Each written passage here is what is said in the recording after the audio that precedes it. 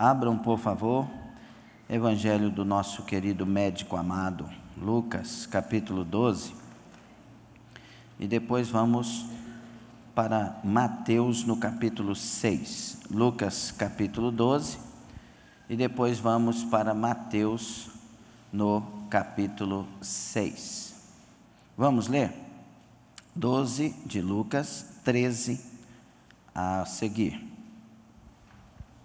Disse-lhe um homem da multidão: Mestre, dize a meu irmão que divida comigo a herança. Jesus, porém, lhe disse: Homem, quem me pôs a mim por juiz ou árbitro entre vós? Então lhes disse: Cuidai-vos e guardai-vos da ganância. A vida de um homem não consiste na quantidade de bens que ele possui. E propôs-lhes esta parábola: O campo de um homem rico produziu com abundância. Então ele pensava consigo mesmo, dizendo: Que farei? Não tenho onde guardar os meus frutos. E disse: Farei isto: derrubarei os meus celeiros, construirei outros maiores, e aí guardarei todo o meu produto e todos os meus bens. Então direi à minha alma: Alma, tens guardados muitos bens para muitos anos. Descansa, come, bebe e alegre-se. Deus, porém, lhe disse: Louco, esta noite te pedirão a tua alma. Então o que tens preparado, para quem ficará? Assim é aquele que para si ajunta tesouros e não é rico para com Deus. Mateus capítulo 6, vamos ler tão somente o versículo 24. Ninguém, diga ninguém. Olha o que Jesus está dizendo. Tudo aqui é a palavra de Jesus. Ninguém pode servir a dois senhores. É uma afirmação. Ou há de odiar a um e amar o outro, ou se dedicará a um e desprezará o outro. Não podeis servir a Deus e às riquezas. Assim disse Jesus. Que o Senhor seja conosco, todas as portas de Deus estejam abertas neste lugar, e quem concorda diga amém. Amém. Tome assento. Quero ministrar nesta noite, o Senhor nos dando palavras sobre o tema: quem é o teu Senhor? Quem é Senhor, segundo o texto? É aquele que manda, que comanda, que governa, que dita as normas. Porque a palavra servo aqui é doulos, no grego.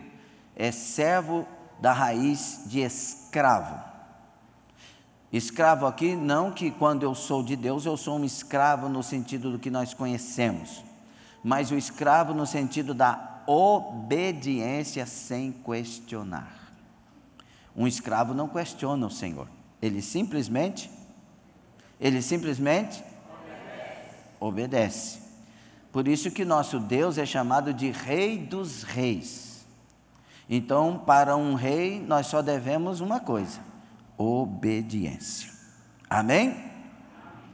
Foi-me dado aqui a dura missão de falar um pouco sobre esta área, que é complexa. Não por causa de Deus, mas por causa de nós. E quem aqui já viu que tirou as ofertas hoje? Quem viu que tirou as ofertas? Já tiramos ofertas? Os dízimos já foram entregues. Então não precisa trancar o seu coração, ok? Nós não vamos tirar a oferta hoje mais. Diga para o seu irmão: hoje não vai tirar mais ofertas. Fala para ele: abre o coração. Porque nós temos um grande problema. Quando nas igrejas vai se falar de finanças, você sente até o barulho dos corações. Já viu aquele Matrix quando fecha as coisas? Tudo. Aqui não, Satanás.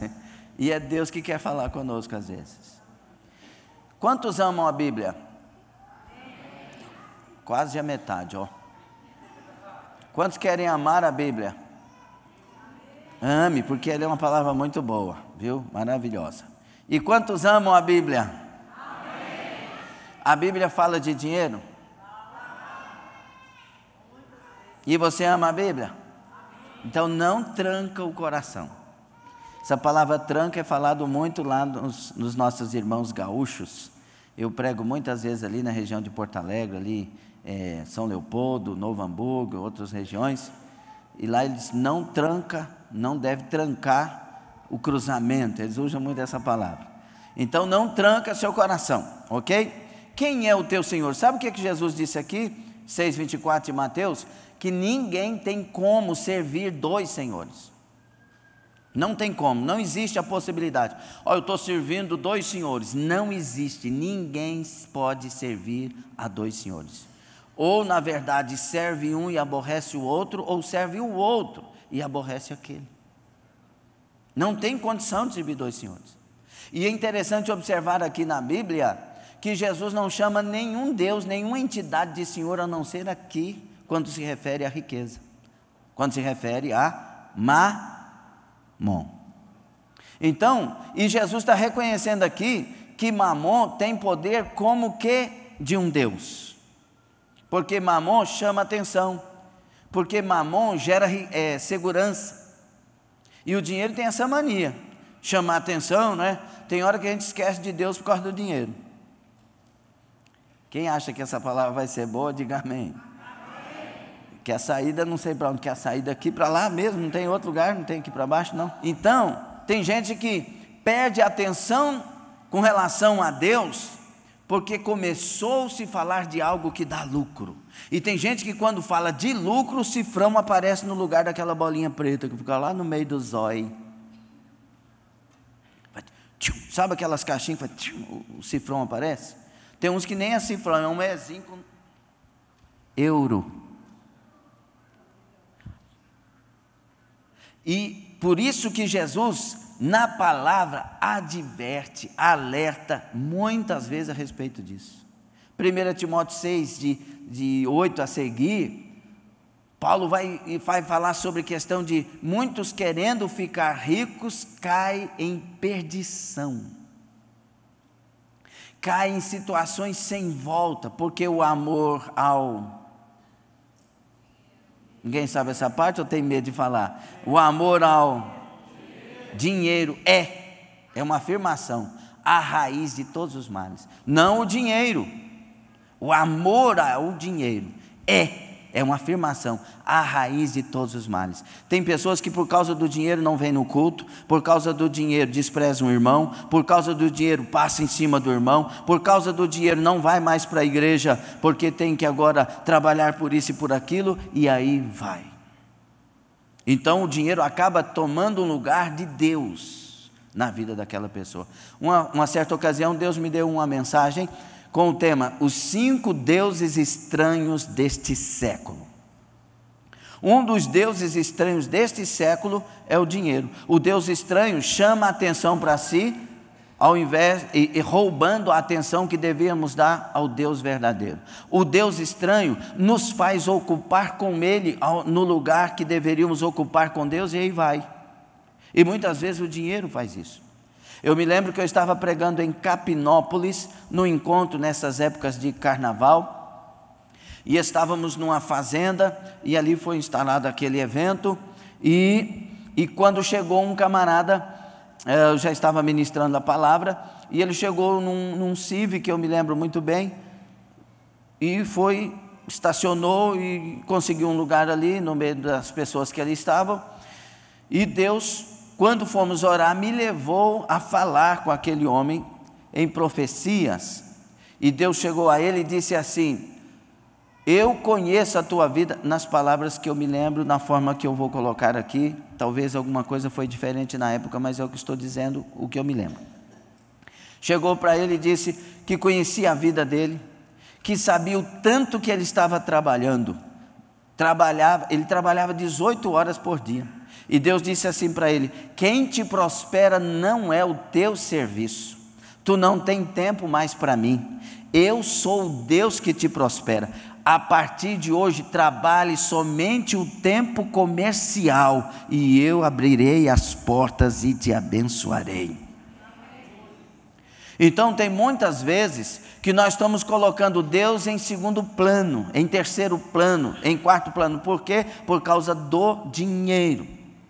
O dinheiro tem falado mais alto nas nossas vidas. O dinheiro tem falado mais alto na ocupação do nosso tempo. E nós não podemos ser assim, porque nós só podemos servir ao Senhor Jesus Cristo. Você não deu glória, só alguns que deu. Ó, mais gente. Está vendo? Que Deus vai libertando a gente, vai dando vitória.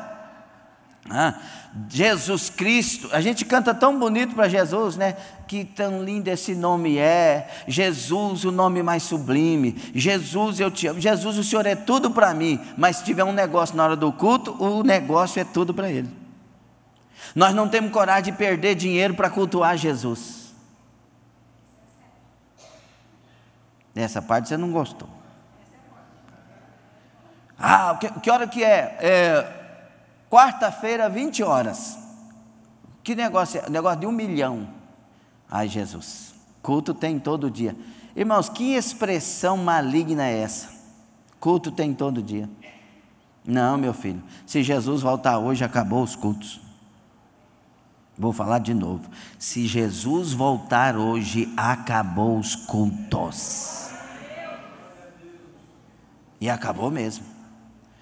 A Bíblia diz que um jovem chegou para Jesus e disse: mestre, o que farei para herdar a vida eterna? Quantos querem a vida eterna com Cristo? Porque, irmãos, vida eterna todos nós temos. Todos nós temos. Só que vai passar a eternidade no inferno, quem está sem Cristo, e em Cristo vamos passar a eternidade no céu. Amém? Quem quer vida eterna com Cristo? Amém. Pois é, e o jovem chegou e disse: o que eu faço? E Jesus falou: amarás o Senhor teu Deus sobre todas as coisas e ao próximo. Você acha que se na hora do culto a gente está fazendo negócio, a gente está amando a Deus sobre todas as coisas? Olha o silêncio. Pastor, Deus abriu uma porta para mim. Mas que jeito que é? Vou trabalhar todo dia à noite e vou ganhar 20 mil por semana. Foi o capeta que abriu a porta, irmão. Como assim, pastor? É 20 mil. Não, você não tem que olhar se é 20 mil. Você tem que olhar o seguinte: a noite é o dia de você servir a Deus na igreja. A noite é o tempo que você tem para ficar com a sua família. A noite é o tempo que você tem para curtir a sua saúde, repousar bem, levantar bem, ter paz. A noite é um período de viver. E deixa eu te falar uma coisa que talvez você não saiba: Jesus é o Senhor que tem a chave que abre qualquer porta e fecha qualquer porta, e Ele não vai abrir uma porta para te tirar da família, da igreja e a sua saúde. O problema é que a gente não tem coragem. O problema é que quando o Satanás vem, a gente está com fome. Diga para o seu irmão: cuidado, que Satanás vem quando a gente está com fome. É ou não é? Jesus estava com 40 dias sem comer, o Satanás apareceu. Falou: vou te dar pão. E eu não vou nem te dar, eu vou te dar o privilégio de dizer para as pedras se transformarem em pães. E você, vai ser exaltado ainda. Diga para as pedras se transformarem em pães. Irmão, pão é a coisa mais gostosa que tem quando a gente está com fome. Eu já fiz jejum que na madrugada a gente sentiu o cheiro do pão de longe. Alguém está fazendo pão? Não, mas é na cidade vizinha. Mas está fazendo. E aí, cuidado, porque o diabo vem na área que você está carente. Você está passando um problema financeiro, às vezes a primeira proposta não é a de Deus, é do diabo. E aí ele te dá razões para cometer erros. Você não está com fome? Você não é filho de Deus? Você não tem poder? Que é isso? Deus não quer que você morra de fome. Deus não quer ver o seu filho humilhado. Deus não quer ver o seu filho desprezado. Deus não quer ver o seu filho no deserto. Diga, fale. E é nessa proposta que muitos de nós temos caído e provado que o nosso Senhor não é Deus, é Mamon. Quem está gostando da palavra? Quase todo mundo, glória a Deus. Está melhorando. E sabe por que nós não somos mais prósperos? porque muitas vezes nós caímos nessa proposta. A minha monografia de pós-graduação em Ciências da Religião foi Prosperidade à Luz da Bíblia. E eu provo ali, teologicamente, que as pessoas que verdadeiramente foram prósperas foram aquelas que não correram atrás do dinheiro, mas elas correram atrás de serem fiéis. Eu citei aqui numa das mensagens que o nosso maior referencial, infelizmente, nisso tem sido Salomão, rei de paz. Porque Deus chegou para Salomão e disse assim, infelizmente por vários motivos, mas não é o texto aqui o relógio não para. Então é o seguinte, depois a gente fala sobre isso numa outra ocasião. Deus chegou para Salomão e disse, Salomão, pede o que você quiser. Aí Salomão, já pensou se Deus pedisse para você? Jesus do céu, é verdade? Qualquer coisa, pode pedir que eu vou fazer. Senhor, sabe aqueles prédios ali daquela região? Eu vou ser humilde, lá do Goiânia 2, quero todos, mas eu prometo que vou ser fiel no dízimo. Não, mas chegou para Salomão, Salomão diz assim, eu quero sabedoria. E não é sabedoria para ser rico, não é sabedoria para conduzir a minha vida e a minha família, é sabedoria para conduzir o teu povo. Eu digo que nessa hora Deus foi comovido por Salomão, porque Deus ele vai falar de uma forma que a gente entende, é o antropopatismo e antropomorfismo, né? na teologia. Deus vai falar assim, Salomão, porque tu não me pediste. Ele não vai falar primeiro porque você pediu sabedoria. Ele vai falar assim, porque você não me pediu. Está vendo a emoção? Não dá para entender por inferência a emoção de Deus? Porque tu não me pediste riqueza, honra e glória. É tudo isso que a gente nesse século 21 está correndo atrás. Riqueza, honra e glória. Irmão, Deus prometeu me exaltar. Ô irmão, quando Deus fala em exaltar, na verdade não é nós. Diga para o seu irmão, não é nós.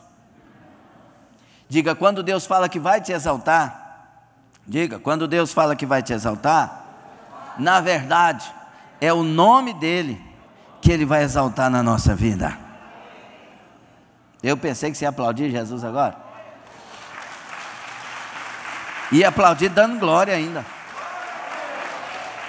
Irmão, nenhum servo de verdade de Deus gostaria de ser honrado sem que Jesus não fosse, na verdade, levantado nas nossas vidas.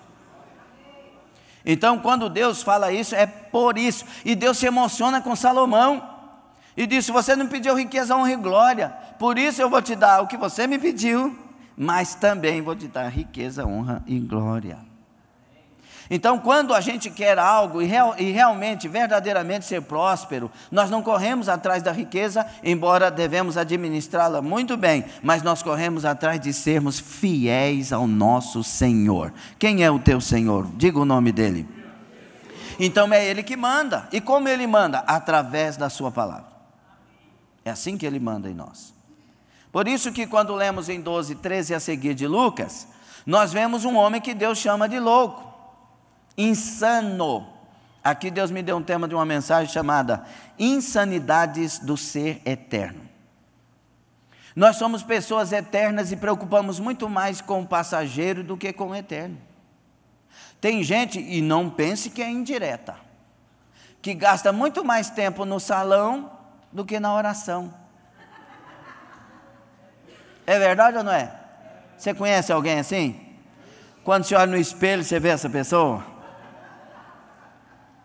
Gasta muito mais tempo, irmão, na academia, nos fortalecendo fisicamente, eu não estou dizendo que isso é errado, do que com Deus fortalecendo-se espiritualmente. Sabe toda a técnica do diálogo com pessoas, mas diz que não sabe orar a Deus. Nós estamos preparando para ficar e não para subir, mas quando o teu Senhor é Jesus Cristo, nós estamos preparando muito mais para subir do que para ficar. Esse homem, ele dá uma dica, irmãos, que qualquer um de nós que entende um pouquinho de administração daria. Eu tenho muitos frutos.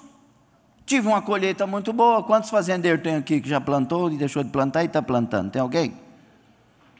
Você também não planta nada, hein? Ex-fazendeiro. Mas você conheceu um pouquinho do Oscar lá e pronto.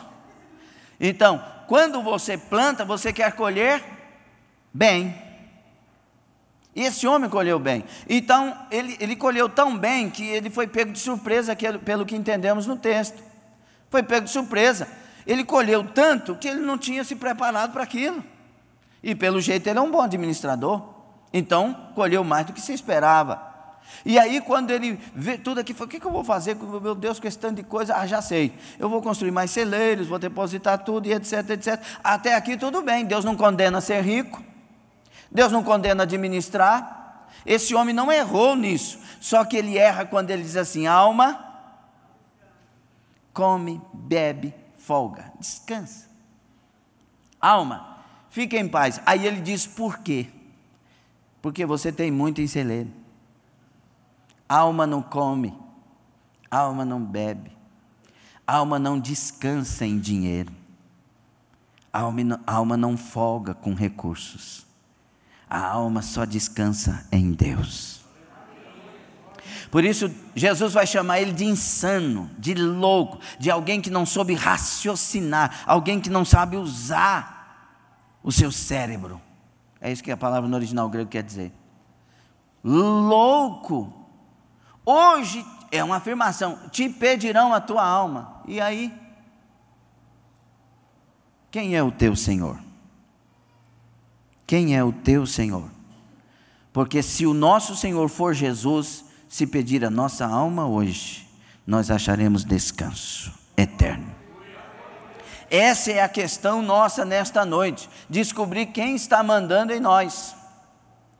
Quem é que na verdade manda em você? Muitos de nós, por causa de uma coisa insignificante, nós brigamos, perdemos a paz, perdemos a alegria. Ah, o meu menino furou o pneu do meu carro, isso é um absurdo. Meu querido, se furou o pneu do carro, é sinal que você tem um carro. E carro dá problema, pneu dá problema, carro de vez em quando bate, ou não? Quem aqui já bateu o carro alguma vez? Ô, povo bom! Isso acontece, mas quando fala que mexeu no bolso, o Satanás entra em muitos nessa hora. Quantas pessoas ao separar quer desnudar o outro? Quantas famílias, quando tem que separar os bens, fazer lá o inventário, brigam e nunca mais se abraçam? E dentro de igrejas, quantos de nós estamos concorrendo quem põe a roupa mais bonita? Pastor, para aí, aí não, pastor. Sim ou não? Aí, já viu que tem pessoas que não vivem para si, vivem para os outros? Vou comprar esse vestido. Por quê? Porque fulana vai cair o queixo. Eu nem gosto desse vestido, mas na hora que eu entrar com aquela sandália que só a esposa do fulano de tal Bill Gates tem, eu vou arrasar. Eu lembro que eu estava numa festa em Goiatuba, quando eu era do mundo, nunca mais vou ser, porque agora eu sou comprado por bom preço, e o meu Senhor não me vende por nada, e tudo pela graça. E nós estávamos numa festa, aquelas festas de mundo, numa mansão, piscina, e entrou uma pessoa com um casacão daqueles que para comprar tem que ir na Austrália e tal. Eu lembro que ela tinha uma carteira de cartão, e ela entrou, eu lembro porque depois vocês vão saber. Aí ela entrou andando do jeito que manda andar numa fita, né? E aí ela não observou que tinha um canto da piscina. Vocês já imaginaram, vocês são mal, se a natureza má. E aí ela foi e mergulhou na piscina. E aquele tanto de gente. E eu lembro que a carteirinha do cigarro dela flutuou na piscina. E ela, ai meu Deus, que escândalo, que escândalo. E ela levantou, tadinha, e foi embora. Tem gente que é assim, meu irmão, quer se mostrar tanto que não percebe os perigos de se mostrar. Nunca queira se mostrar. Se vista para a glória de Jesus. Vista a melhor roupa que você tiver, mas para a glória de Jesus. Calce a melhor sandália, o sapato, o terno, que você tiver de melhor, mas nunca para concorrer com seus irmãos, para glorificar Jesus Cristo. Amém? Aplauda dizendo glória a Jesus. Diga: o meu Senhor é Jesus. Eis aí o porquê que Deus tanto nos adverte sobre riqueza, porque a gente vai pensando que é melhor do que os outros, porque tem mais. A Bíblia diz, 1 Coríntios 8, que Jesus Cristo se fez pobre para nos enriquecer. E aquela palavra pobre é sem posse alguma, é aquele que tem, mas abre mão de tudo para que alguém fosse rico. Então, nós somos servos de Jesus. Tem lugares que você vai, que alguém vai, e que não deve usar a sua melhor roupa, porque os que estão ali não têm condições. Então a gente tem que se igualar. Se você for um dia na África, em Moçambique, umas obras lindas que vocês têm, e eu peço que vocês olhem para a Europa também, porque a Europa está sem Deus. Eu estive lá 25 dias nesse mês de março, cheguei dia 4, e a gente anda chorando lá pelas almas que estão perdidas, e tantas igrejas escandalizando o nome de Jesus. Cada canto que fomos, 12, 15 almas sem Deus, um ano sem igreja, sem lugar. Mas em 21 dias Deus fez um milagre, e Deus nos deu ali uma igreja, já está aberta, uma associação, e estamos pregando, e Deus está salvando almas. Então, se você vai na África, já pensou, alguém vai na África e veste uma roupa chique? Você tem que pôr uma conga. Quem lembra do conga? Se não tiver, põe um quichute. Põe uma coisa simples e vai abraçar todo mundo. Nós não estamos concorrendo nada. Na verdade, estamos correndo a carreira que nos está proposta. Quem é o teu Senhor? Certeza?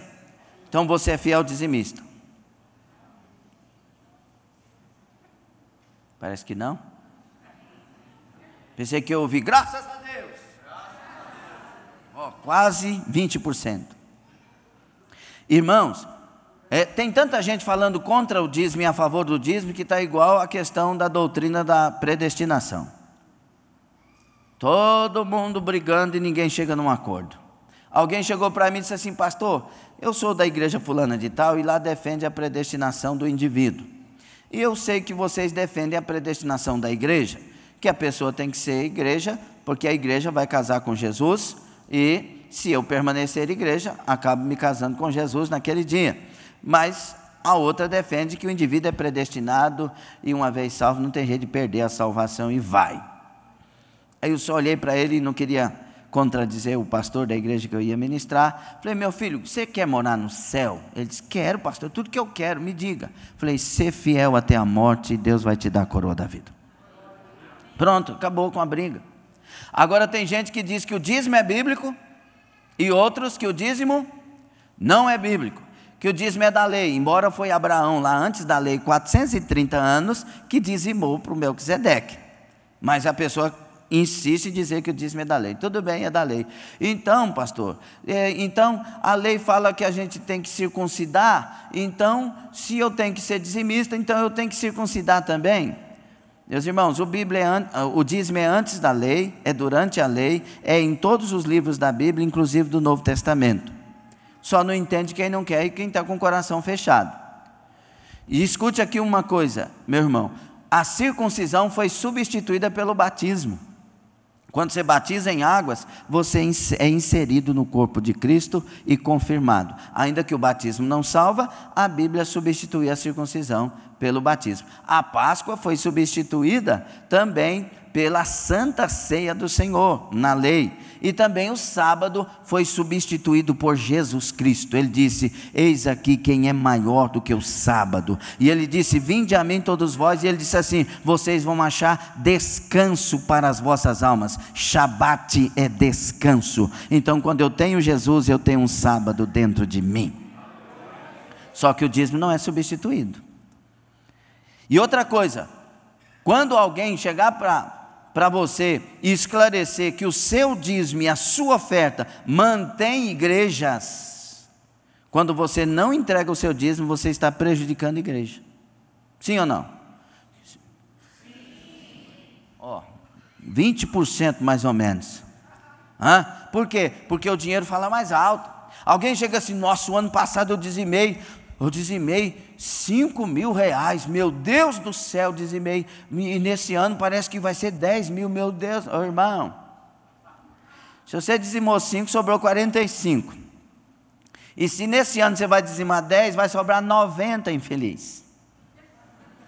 Mas só que a pessoa não está olhando que ele ganhou mais, ele está olhando que está dizimando mais. Você conhece alguém assim? Você está ficando nervoso. Não fica nervoso. Eu falei para vocês não fazerem isso. Um pastor chegou para mim, convertido a uma denominação que não é cristã, mas parece que é. Aí o pastor, para ir para aquela denominação, teve que batizar de novo e etc. Aí ele chegou para mim e disse assim: Lindomar, eu era novo convertido, falei aqui uma vez. Chegou para mim e disse: Lindomar, eu vou provar para você que você não precisa ser dizimista. E já pegando a Bíblia. Eu falei: irmão, espera só um pouquinho. Mesmo a Bíblia dizendo que eu não preciso ser dizimista, aí, do jeito que o senhor quer falar, eu era novo convertido. Se eu for dizimista, Deus me abençoa? Ele disse: é claro. Eu falei: então não precisa me provar não que eu vou ser dizimista. Porque a minha gratidão a Deus me faz ser dizimista. Eu era drogado, eu era prostituto, eu era um cachaceiro, um piadista, e numa noite só Jesus me libertou, me transformou. O mínimo que eu posso fazer é dar a minha vida para Ele e o meu dízimo devolver. O dízimo é do Senhor. Diga para o seu irmão aí: o dízimo é do Senhor. Diga: dízimo a gente não paga, a gente devolve, porque o dízimo é do Senhor. Diga: semear ofertas. Diga: semear ofertas. Devolver o dízimo. O dízimo me dá segurança nas minhas finanças. O dízimo é uma cerca que protege as minhas finanças. A oferta são sementes que aumentam as minhas finanças. E deixa eu te falar uma coisa: ser dizimista e ofertante não impede Deus de trabalhar conosco. Eu sempre fui dizimista e ofertante antes de ser batizado em águas. Eu já fui dizimista e ofertante. Eu queria fazer tudo o que Deus me mandasse fazer e que eu pudesse fazer, porque estava cheio de gratidão pelo Senhor. Cheguei para o reverendo José Silva, pastor da igreja presbiteriana tradicional na época. Perguntei para ele: como é que a gente dizima, pastor? Ele disse: dizima do que você ganha. Aí eu falei para ele assim: e eu dizimo do lucro ou do bruto? Ele disse: do bruto. Você não está tirando os descontos aí e não está beneficiando você? Por que para Deus tem que ser do líquido? Pronto, passei a ser dizimado do bruto. Passei por lutas, 14 vacas magras, eu passei por essa fase, mas Deus foi mostrando o quanto Ele cuida daqueles que são fiéis.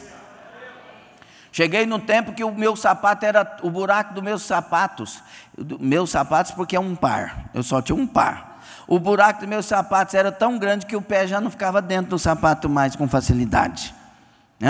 Hoje eu posso, pela misericórdia de Deus, escolher um ou outro sapato para servir o Senhor com alegria. São coisas que Deus faz, mas eu nunca entreguei dízimo para ser rico, nunca entreguei dízimo para ter sapato, nunca entreguei dízimo porque eu queria bênção financeira. Eu devolvi o dízimo porque sabia que era bíblico, e isso é algo que um fiel faz para Jesus Cristo.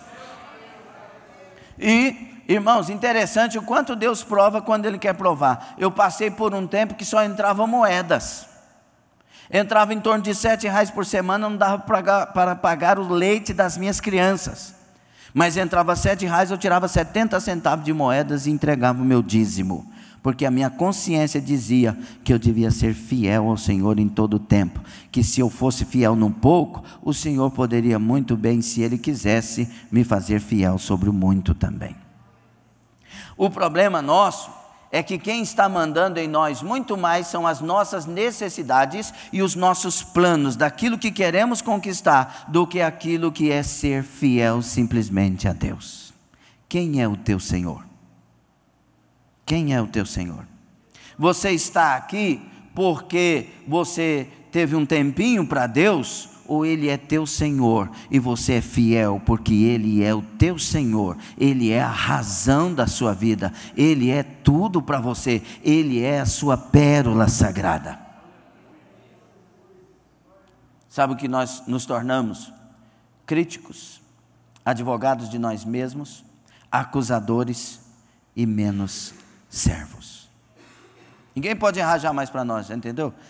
Tem gente aqui, se eu tivesse em outra igreja aqui, porque essa igreja é muito abençoada, mas se eu tivesse em outra igreja, já teriam julgado o meu português, ao invés de ter julgado a palavra que Deus está falando conosco.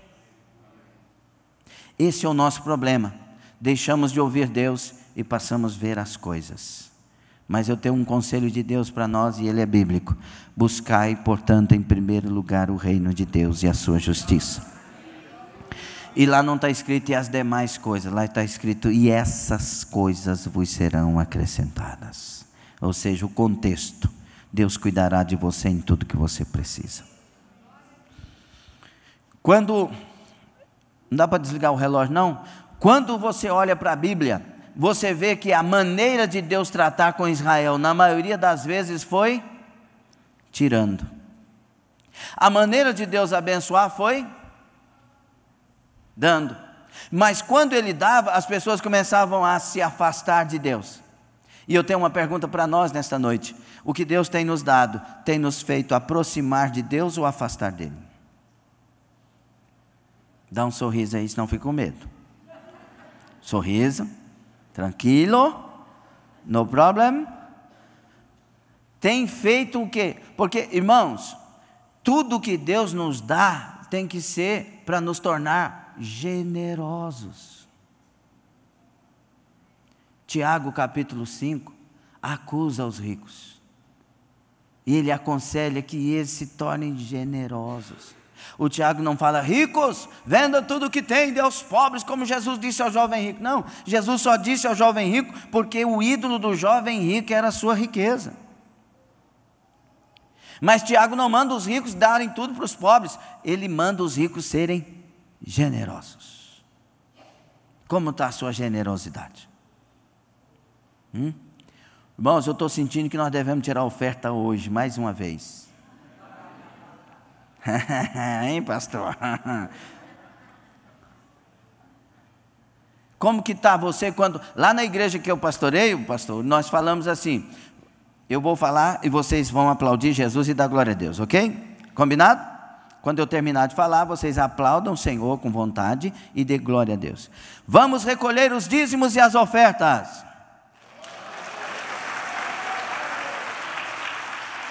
Pronto. Lá nós nem lemos Bíblia para falar que tem que ofertar, que tem que dizimar. Só falo isso. E a igreja oferta e dizima.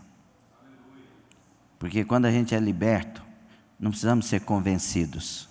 Nós já somos convertidos. A gente já vem para a igreja com a oferta. Eu aprendi isso. Eu sempre fui assim. No tempo das vacas magras, eu falava: Jesus, se eu tiver no bolso, o mínimo que eu vou dar R$1. Aí a coisa deu uma melhoradinha. Falei: agora é R$2, Senhor. Se eu tiver, no mínimo é 2. Aí melhorou um cadiquinho. Falei: Jesus, agora é 5. No mínimo 5 se eu tiver. E a coisa foi melhorando, foi aumentando. E todo culto, eu não queria, tipo assim, eu vou entregar meu dízimo e minha oferta de uma vez. Não, eu gosto de semear todo culto. Porque nós temos que fazer isso com alegria. Faz parte do culto. Eu não gosto de pessoas que dizem assim: vem trazer 100 porque Deus vai te dar 1000. Não gosto disso. Mas respeito quem faz. Eu gosto que aprendamos a de verdade, sem interesse, devolver o dízimo e semear as ofertas. Nós não podemos fazer isso para ganhar dinheiro. Nós temos que fazer isso porque Deus nos deu dinheiro. Nós não podemos fazer barganha com Deus. Nós não podemos fazer negociatas com Deus. Não faz negociata, meu irmão. Ah, pastor, mas o Jacó lá, hein?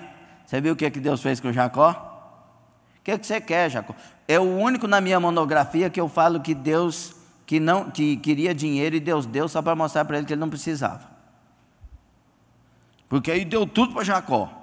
Aí o Jacó vai no val de Jaboque, Deus, passou riqueza, passou as mulheres, os filhos, tudo, Deus, que adianta tudo isso? Eu mandando dinheiro, o meu irmão vai me matar. E Deus falou, Jacó, fica aí mais um pouquinho, vou pôr um anjo aí para brigar com você, irmão. Pá, pá, pá, pá. Aí o Jacó aprendeu uma lição quando o anjo perguntou, qual é o seu nome? Porque para o judeu o nome é o que ele é. Jacó, suplantador, embora tenha uns camaradas aí defendendo o Jacó, irmão. E aí quando ele confessou quem era, Deus mudou ele, saiu mancando, mas saiu nova criatura. Essa é a questão. Irmãos, o dinheiro tem te tirado a paz? Encerrando, porque aqui a gente tem que correr. Quando Deus tirou meu dinheiro, eu era financeiro de 3 fazendas, 3 empresas, o grupo Dionísio Maróstica lá, e ganhava um salário muito bom para a época, e Deus me tirou dali, conversou, falou comigo na madrugada que eu ia perder o emprego, mas que agora eu ia trabalhar somente para Ele, não trabalharia mais para o homem. Tudo que Deus falou naquele dia aconteceu. Ganhei meu patrão para Jesus na época, e glória a Deus, e aí vai. Aí quando eu tive aquele acerto, entreguei meu dízimo, eita, mas eu fiquei feliz, olha o tantão de dízimo que eu estou entregando, aleluia. Fiquei feliz. Tem gente que fala, meu Deus, o dízimo é alto demais, Senhor. Aí, meu irmão, quando eu pensei assim, eu vou montar a minha empresa, e eu vou sustentar o meu ministério pela empresa, porque eu não aceitava nem me darem gasolina. Quando alguém queria dar gasolina, eu ficava vermelho. Hoje a gente aprendeu muita coisa. Deus tirou tudo rapidamente, o dinheiro sumiu do meu bolso, e eu sendo dizimista fiel. Aí naquela hora eu ficava nervoso, porque desde os 7 anos de idade trabalhando, e agora não tinha dinheiro no bolso. E nervoso, ficava nervoso, e Deus falou assim, quando você não aprender a ficar manso, eu não ponho dinheiro no seu bolso. Aí eu, Senhor é meu pastor, e nada, nada, nada me faltará. E Deus diz, não, eu vou te provar, não é assim não. E Deus foi passando, vim para Anápolis, entrou o tempo de contar moedas e etc. Quando eu descansei em Deus, Deus levou um profeta lá dentro da minha casa e disse, então o tempo de contar moedas acabou.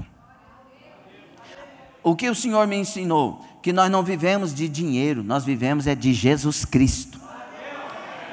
Que quem cuida de nós, a sua empresa não é nada sem Jesus Cristo, o seu salário é nada sem Jesus Cristo. Você precisa da bênção dEle, você precisa dEle na sua empresa, você precisa dEle na sua profissão, você precisa dEle em tudo, e quando você prioriza Ele, Ele vai cuidar de você.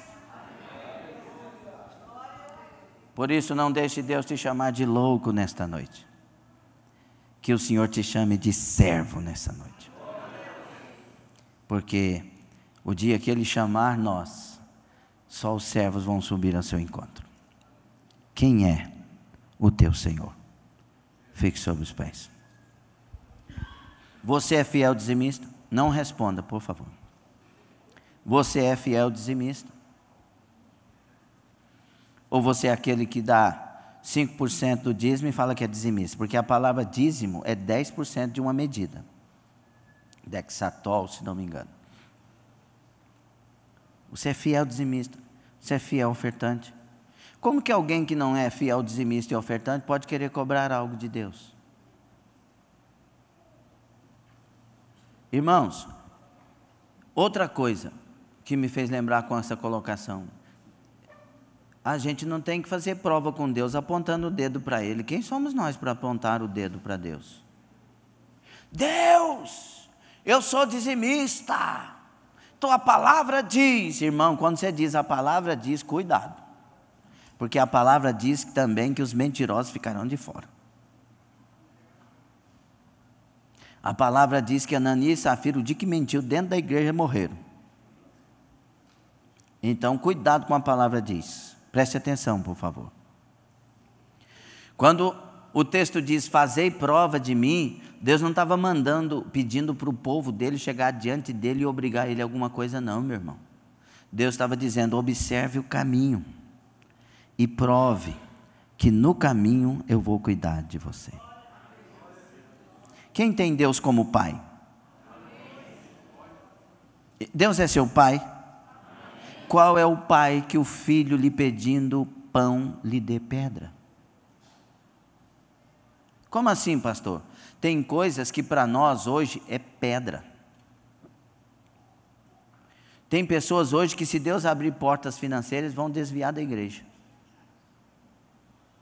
Já viu que tem gente que não pode ganhar uma bicicleta que vai atropelando os irmãos? Antes da bicicleta, Senhor, eu vou ajudar, eu vou pôr a pessoa aqui atrás, aqui na frente, vou carregar.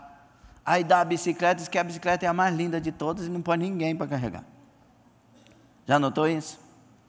Já notou que tem pessoa que, quando põe uma roupa melhorzinha, o andado muda? Deixa Deus te dar na hora que você tiver estrutura para ter.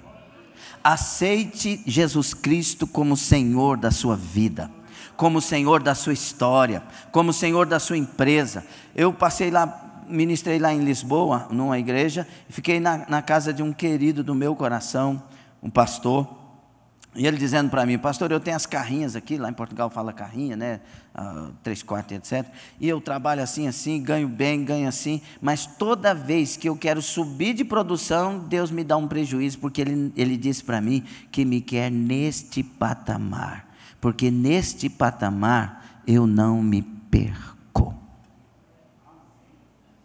Mas alguém vendeu um negócio para nós, dizendo que todos nós temos que ficar ricos demais. E o dinheiro continua sendo um problema para quem o ama. Dinheiro não pode ser amado. Deus tem que ser amado. Dinheiro tem que ser administrado. Pergunta para o seu irmão: o dinheiro te aproxima ou te afasta de Deus? Diga: se Deus te der um carrãozão, vai te aproximar ou afastar de Deus? Quem quer morar no céu aí com Jesus? Então diga para o Senhor: seja feita a tua vontade, assim na terra como no céu.